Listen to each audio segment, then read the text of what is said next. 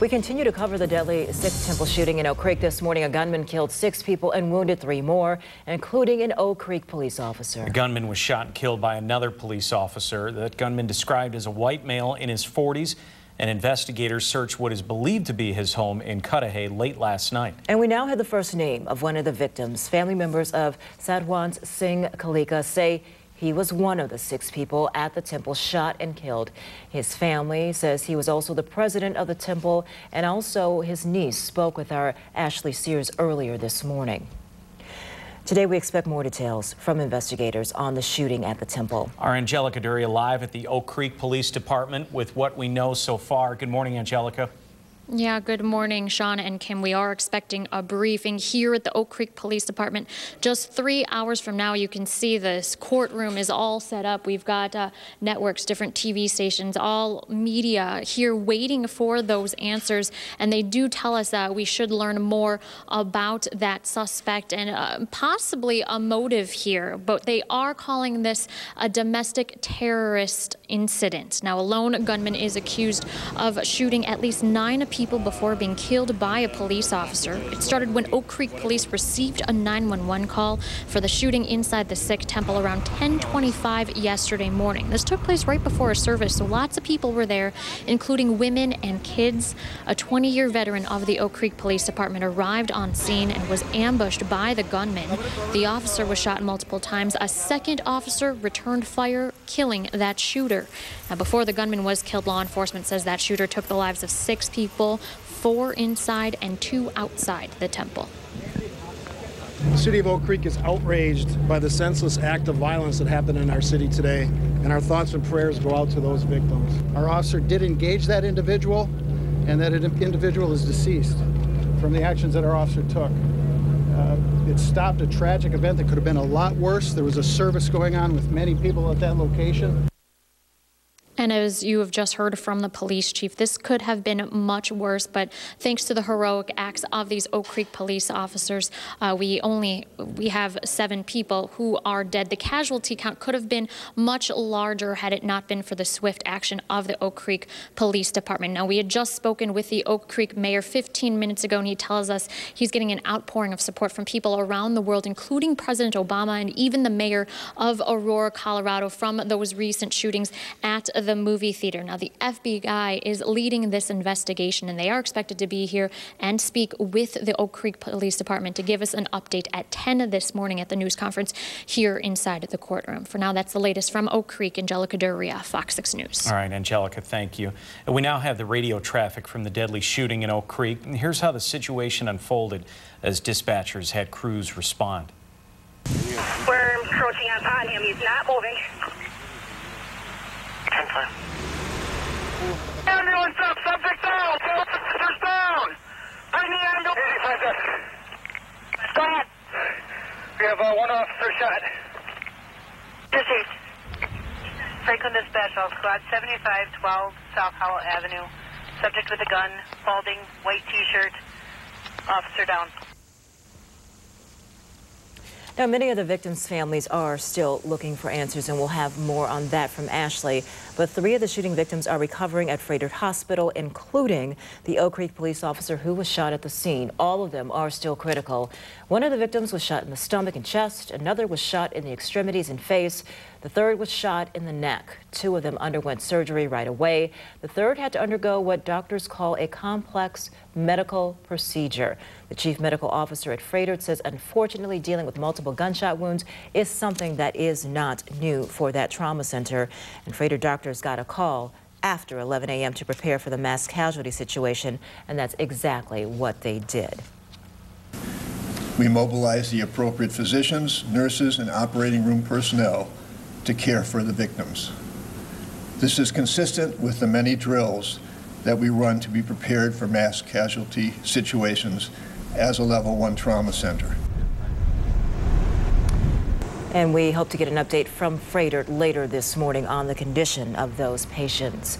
The devastation continues to hit people of the Sikh faith all over the world. And people of all faiths are mourning this attack, too. Many gathered in Cathedral Square for a vigil last night. Mike Lowe was there. This was a gathering born in grief, but it was also a community catharsis. A group of strangers coming together at Cathedral Square to honor the victims.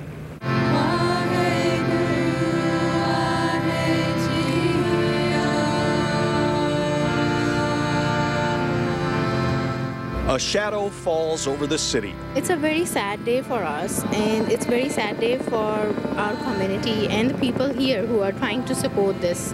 But a few hundred defiant candles hold the light of hope in the face of despair. Our differences shouldn't define us. You know, it's important to remember that no matter what faith we come from, what ethnicity we are, that we're all in this together. A hope that in some way, an act as brazen and barbarous as the shooting rampage in an Oak Creek house of worship might somehow bring a community closer together. The whole community is going to unite around the comforting and sheltering of people in the sick community. 350 people have come to Milwaukee's spiritual center, Cathedral Square, for a candlelight vigil, mourning the 7 killed and the 3 others wounded in the shooting. We have lost our head priest there. We have lost the people who praise in the name of God. We have lost a couple of the members there, which is very sad. Nearly all male Sikhs adopt the name Singh, which means lion. It's a way of showing a strong communal identity. Amidst the shadows and the light, the Wisconsin community also sings.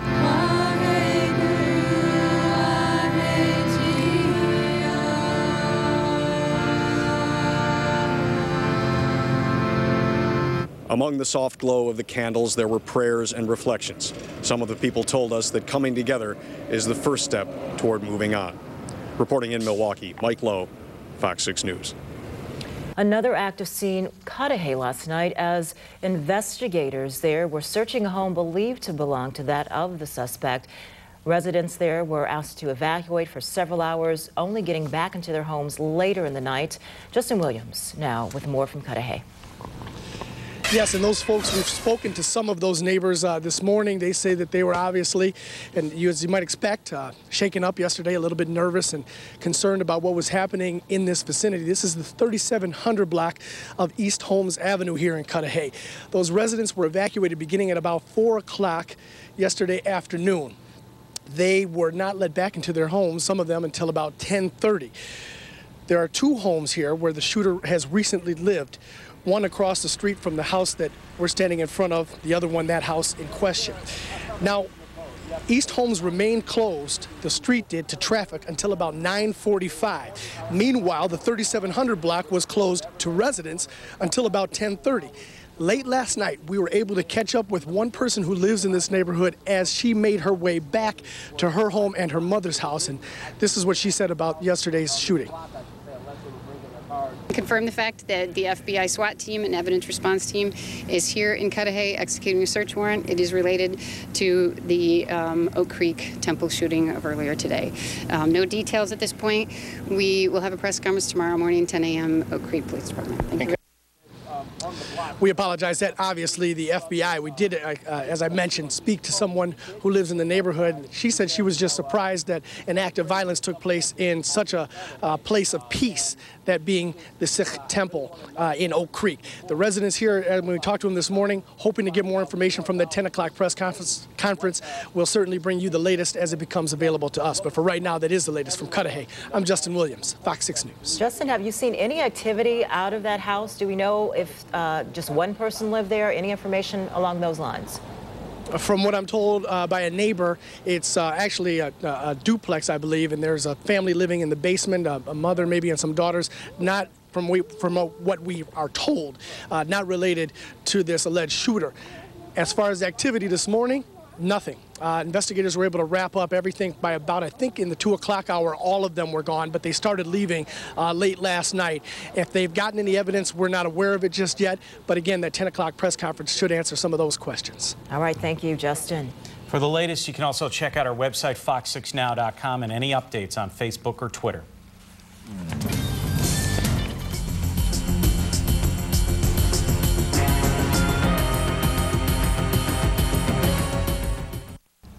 Investigators have yet to release the shooter's name, but we are starting to learn more information this morning. And authorities have just started talking with reporters this morning at the Oak Creek Police Department. That's where Angelica Duria joins us now live. Good morning, Angelica. Yeah, good morning, Sean, and we are here live with Oak Creek Police Chief John Edwards. Good morning, John. At this time, can you release the name of the suspect to us? No, obviously, we have that information, but I won't be releasing it. We're working with the FBI in the investigation. Some of the things that they're doing, I don't want to jeopardize some of the people they're talking to. So until I get confirmation from them that those jobs are completed, we won't be releasing it. I'm hoping we'll be able to confirm everything at the 10 o'clock press conference. Because we know that a lot of media agencies are releasing the name of this possible suspect. We are not going to release the name because obviously you have not released it to us. But what can you tell us about this suspect at this time? Right now we're trying to determine who he is, what his motive was. We have some background on him as far as military background. He's only lived in our area for a very short period of time. So we have a lot of leads and tips coming into our center where we have our investigators, and they're following up on all of those. Right now I don't have a full picture of what his background is. That's what we're trying to determine. But white male in his 40s, military background, so a military vet. He is a military vet, yes. I don't have discharge times of that nature at all right now. That's the things they're looking into. There's people checking with the military on specifics, and hopefully we'll have that, but he is a white male. Any connection to any sort of supremacy group? Do we know, or is it too early to tell? Too early to tell. We've gotten a lot of tips on a lot of different information, and that is one of the things that has come into our center. We're checking up on that. We don't want to release something too early that we have to go back and retract, that it's not the correct information. So we're going to make sure that we check everything before we confirm any information like that, because that's pretty serious information. Do we have reason to believe that this was a hate crime? At this point, I don't know. That's what we're still checking into. We're trying to determine motive. That's what they're looking into.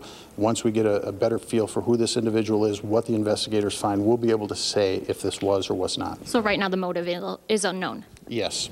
Okay, so can you confirm or tell us that by 10 a.m. we should know the name of this shooter? I hope so. That's what I've been in contact with FBI, who's in charge of the overall investigation with our detectives, and that's what we're hoping to do. They're just doing some things that we don't want to confirm anything and jeopardize that right now. In terms of weapons, can you tell us what was found? A handgun. One handgun was used at the scene. It was recovered, and that would be at just one gun. And there was one shooter that was involved. The city doesn't have to worry about anyone else being out. We went door to door. We knocked on every door in that general area, talked to all the residents in that area, and we did a grid search with all the tactical teams that we had, making sure that there was nobody left, with also air support, making sure that they could oversee that when we did it.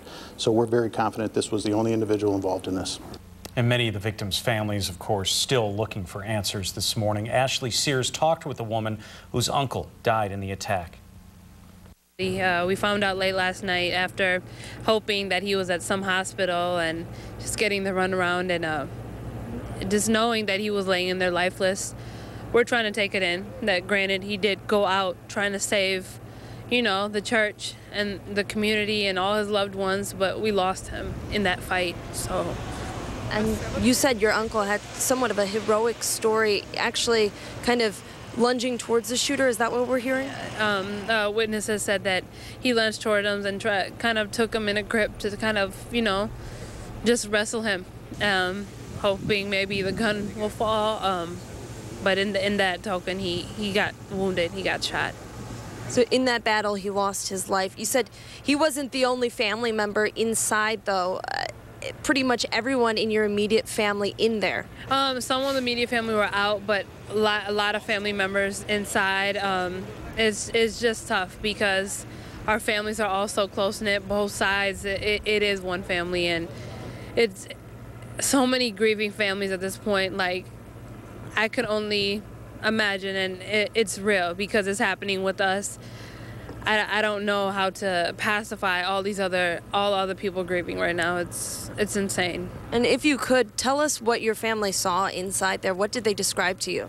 They the different accounts where they described the gunmen as being white and bald, and you know they didn't really want to see much else. They saw the gun he had and how he was going from room to room, you know. Tell me, where do you go from here?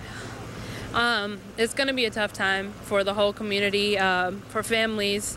I know people are probably scared and angry and just trying to find answers. And in this time, we're probably just going to come together and be stronger than ever to kind of just educate people. and to really just have it out there what the Sikh religion exemplifies and how we can prevent this in the future.